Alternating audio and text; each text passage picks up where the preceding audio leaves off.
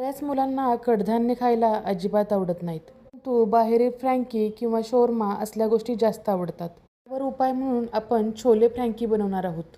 फ्रँकी मुलं अगदी आवडीनं खातील आणि त्यामुळे चपाती भाजी दोन्हीही पोटात जाईल. नमस्कार, आपल्या टिफिन सिरीज भाग 4 मध्ये स्वागत आहे. इथं आपण सुरुवातीला 1 कप छोले शिजवून घेतलेले आहेत. छोले खूप जास्त शिजवायचे नाहीत, फक्त 3 शिट्टी मी देऊन घेतलेले आहेत याला. तुम्ही छोलेच्या ऐवजी राजमा वापरला तरी चालू शकतो किंवा काळे चणे असले तरी वापरले तरी चालू शकतात. छोले आपण खूप जास्त म्हणजे भाजीला शिजवतो इतके मऊ करणार नाहीये.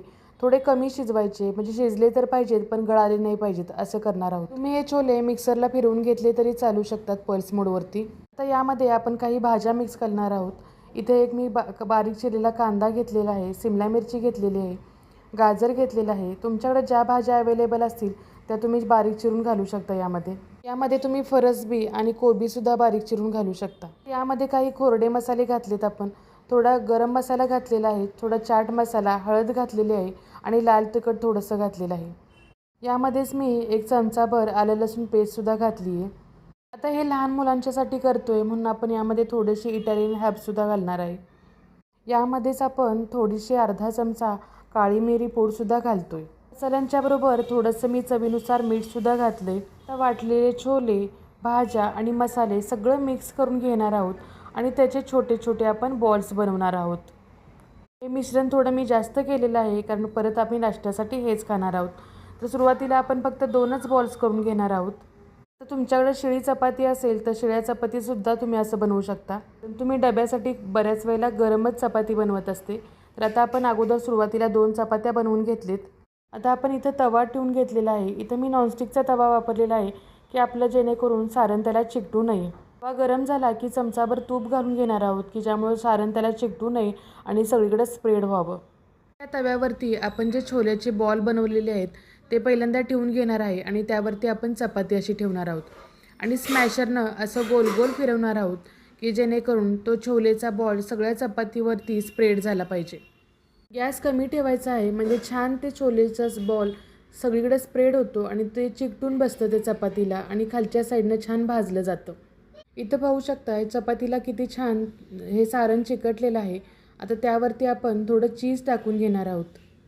यावरती सगळीकडे आपण चीज पसरून टाकायचं आहे कारण की लहान मुलांच्यासाठी करतोय आपण आणि दिसायलाही छान असेल तर मुलांना खायला जास्त आवडतं. यावरती तुम्ही ग्रीन चटणी लावू शकता किंवा मेयोनीज लावलं तरी चालू शकतं किंवा टोमॅटो केचप लावलं तरी चालू शकतं. आता यावरती थोडी आपण कोथिंबीर घालणार आहोत की त्याचाही फ्लेवर छान येईल. आता या चपातीचा आपण रोल करणार आहोत म्हणजेच याची फ्रँकी बनवणार आहोत. मुलांना फ्रँकी खायला जास्त आवडते चपाती भाजी खाण्यापेक्षा. त्यासाठी आपण अशी आयडिया केलेली आहे. याच पद्धतीनं आपण दुसरीसुद्धा फ्रँकी बनवून घेतली आहे. त्यावरतीसुद्धा थोडं चीज घातले, कोथिंबीर घातलेली आहे. यावरती थोडे चिली फ्लेक्स वगैरे घातले कारण की माझ्या मुलीला तिखट जरा जास्त आवडतं, चटपटीतपणा लागतो, यासाठी थोडे वरनं हर्बसुद्धा घातलेले आहेत. तुम्ही याच पद्धतीनं या मिश्रणाचा पराठासुद्धा बनवू शकता, तोही छान लागेल. आता या दोन्ही फ्रँकी आपल्या तयार झालेत. तर त्या फ्रँकी आपण तव्याला तूप लावून थोड्याशा भाजून घेणार आहोत की त्यातलं चीज मेल्ट होईल.